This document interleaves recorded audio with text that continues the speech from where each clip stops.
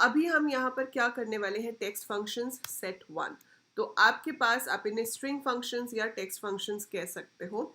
अब इसमें से इस वीडियो में जो हम डिस्कस करेंगे वो ये फंक्शंस हैं, जिसमें से पहले जो हैं आपके पास 3, वो तो बहुत ही ज़्यादा इजी हैं, लेफ्ट राइट भी सिंपल है, पर जो मेजर फंक्शन इसमें आपको समझना है वो है मिड और सब एसटीआर, जिसमें बच्चों को कन्फ्यूजन होती है। मैं आपको इसके सारे तरीके बताऊंगी कि किस तरह से हम इनको यूज़ करने वाले हैं। पहला फंक्शन है लेंथ। लेंथ क्या कहता है?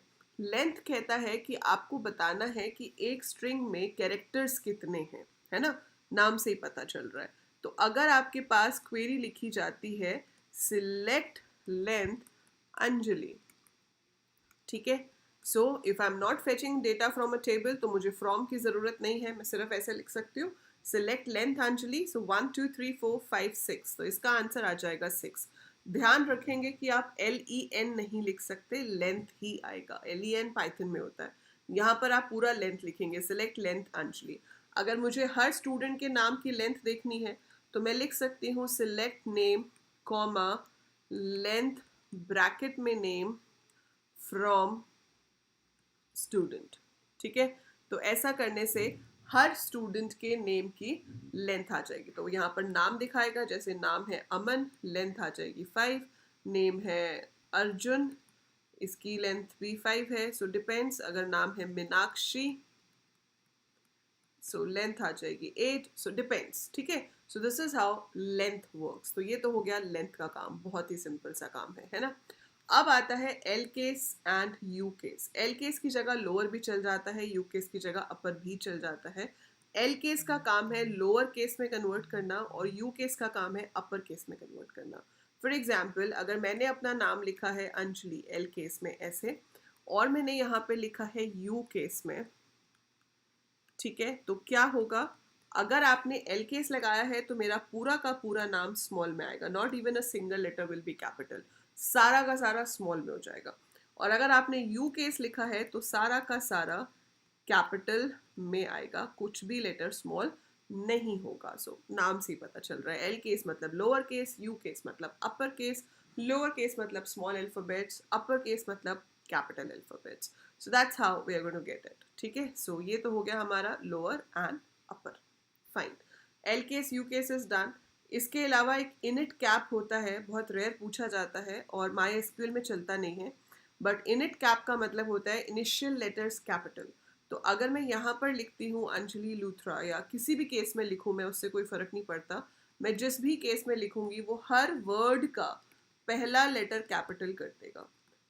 हर वर्ड का फर्स्ट लेटर जो है वो कैपिटल आएगा और उसके बाद के लेटर्स स्मॉल आएंगे, चाहे आपने दिया किसी भी केस में हो, ठीक है। ये तो हो गए केस चेंज करने वाले फंक्शंस। अब आता है लेफ्ट, राइट और मिड। इन्हें हम क्या कहते हैं, these are used to fetch a part of a string. आपको स्ट्रिंग में से कुछ पार्ट फेच करके देखना है, तो उसके लिए ये फंक्शंस यूज होते हैं। जैसे कि लेफ्ट है, लेफ्ट में आप एक स्ट्रिंग दोगे, ठीक है। दूसरी चीज आप जो दोगे वो होगा नंबर ऑफ कैरेक्टर्स, कि कितने कैरेक्टर्स पिक करने हैं। सेम चीज हम राइट में देते हैं। फर्क क्या है, लेफ्ट में वो लेफ्ट साइड से कैरेक्टर्स उठाएगा, राइट साइड में वो राइट साइड से कैरेक्टर्स उठाएगा। अब बच्चे कंफ्यूज हो जाते हैं कई बार लेफ्ट राइट के चक्कर में। आता होता है, ऐसा नहीं कि हमें आता नहीं, आता है, लेकिन लेफ्ट राइट के चक्कर में आंसर गलत कर देते हैं। बेटा ये ध्यान रखेंगे, left is beginning, left is beginning, right is the end. Left से शुरू होता है, राइट पे खत्म होता है। इस तरीके से याद रखोगे तो गलती नहीं होगी, ठीक है। Select left, left is always the starting. अगर आपने लिखा है लेफ्ट कंप्यूटर कॉमा 4, तो इसका आंसर आएगा COMP, ठीक है। लेफ्ट साइड से 4 लेटर्स।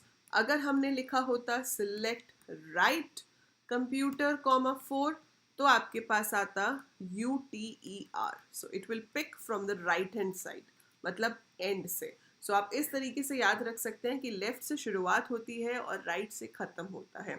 लेफ्ट टू राइट हम लिखते कैसे, हम लेफ्ट टू राइट लिखते हैं ना, इतना याद रख लो कि जब आप लिखना शुरू करते हो नोटबुक में तो आप लेफ्ट टू राइट तरफ जाते हो। तो शुरू करते हैं लेफ्ट से, खत्म होता है राइट साइड पे पेज के। तो right is end, left is the starting, ठीक है। Very simple, we just have to tell the number of characters और वो उतने कैरेक्टर्स वहाँ से फेच कर लेगा। बहुत ही ईजी चीज़ है, ठीक है। सो आप इसको टेबल के साथ भी लगा सकते हो, जैसे कि अगर आपने यहाँ पे लिखा है select name comma left name comma 3 from student, तो स्टूडेंट टेबल में जितने भी रिकॉर्ड्स हैं सबके लिए वो दिखाएगा। सो अगर स्टूडेंट टेबल में नाम है आकृति तो 3 लेटर्स मतलब AKR, अगर नाम है पारुल तो वो ले लेगा PAR। सो इट डिपेंड्स, ठीक है। तो हम टेबल में से भी फेच कर सकते हैं और जनरली भी इस क्वेरी को यूज़ कर सकते हैं। अब आती है बात, अगर बीच में से कहीं से भी फेच करना हो तो मिड एंड सब STR। सब STR स्टैंड्स फॉर सब स्ट्रिंग, और जो मिड है वो लेफ्ट राइट के साथ मैच करके उन्होंने मिड बना दिया, ठीक है। अब दोनों में प्रैक्टिकली कोई डिफरेंस नहीं है, दोनों फंक्शंस बनाए गए हैं, थ्योरेटिकली ढूंढोगे तो कुछ एक आधा पॉइंट मिल भी जाएगा नेट पे, but practically there is no difference in both of them. इसमें हम क्या बताते हैं, अपनी स्ट्रिंग, पहली चीज़, ठीक है। दूसरी चीज़ आप बताते हैं number of the position from where you have to start fetching, आपको किस पोजिशन से कैरेक्टर्स को पिक करना है, तो आप वो स्टार्टिंग पोजिशन बताते हैं पहले। सो comma starting position, like from where we have to start picking, and then we have to tell number of characters. The same syntax you have for sub str, बिल्कुल same syntax आपका sub str का भी होगा, ठीक है। अब देखो, एक अगर मैं शराफत से मतलब बिल्कुल सिंटेक्स को फॉलो करते हुए लिखती हूँ, मैंने यहाँ पे लिखा mid computer 3,4, that means I have to start from position 3 and I have to fetch how many letters, 4। एक चीज़ जो यहाँ ध्यान देने वाली है बेटा कि पाइथन में आपका पहला कैरेक्टर स्ट्रिंग का 0 पे होता है, SQL में नहीं होता। सो 1 2 3 4 5 6 7 8, सो इसकी पोजिशंस 1 से शुरू होती हैं, 0 से शुरू नहीं होती।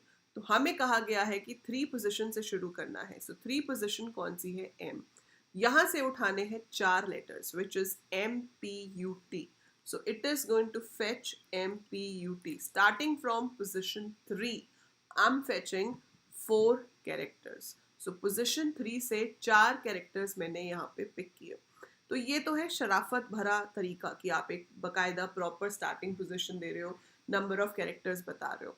पर इसमें एक्सेप्शंस हैं, इसमें बहुत सारे एक्सेप्शंस हैं। एक्सेप्शंस लाइक अगर मैं लिख दूँ सिलेक्ट मिड हेलो एंड यहाँ पर मैं लिख दूँ 4, ठीक है। मैंने स्टार्टिंग पोजीशन तो बता दी लेकिन मैंने नंबर ऑफ कैरेक्टर्स बताए ही नहीं, है ना। स्टार्टिंग पोजीशन बता दी, नंबर ऑफ कैरेक्टर्स बताए ही नहीं। तो 1 2 3 4, 4 से शुरू करेगा, उसके पीछे जितने भी लेटर्स हैं वो सारे ले लेगा, ठीक है। सो 1 2 3 4, it will start from 4 and 4 onwards and तक जितने भी लेटर्स हैं वो उनको ले लेगा। अब इसके अंदर एक नेगेटिव इंडेक्स भी आप दे सकते हो, जैसे पाइथन में नेगेटिव इंडेक्स होता था, यहाँ पर भी होता है। तो अगर आप यहाँ पे लिखते हो सिलेक्ट, मैं मिड लिख रही हूँ, मिड सब STR दोनों सेम तरीके से काम करेंगे, ठीक है। So if you have written information, if you have written information and you write -4, ठीक है। तो -4 मतलब ये -1 है, -2 -3 -4, -4 पे है TION। सो -4 मतलब T से शुरू करेगा, TION will be your answer. So that's -4।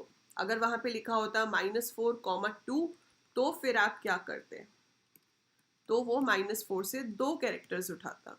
सो अगर यहाँ पे लिखा होता information -4, 2, so it will give you only TI। So starting from -4 2 characters pick करने हैं तो सिर्फ TI आएगा, ठीक है। नंबर ऑफ कैरेक्टर्स जो आपको पिक करने हैं वो नेगेटिव नहीं हो सकते, वो ऑब्वियसली पॉजिटिव होंगे या फिर नहीं होंगे। अगर नहीं है तो स्टार्टिंग पोजीशन से लेके सारे कैरेक्टर्स फेच करेंगे, और अगर है तो जितना लिखा है उतने कैरेक्टर्स फेच करेंगे।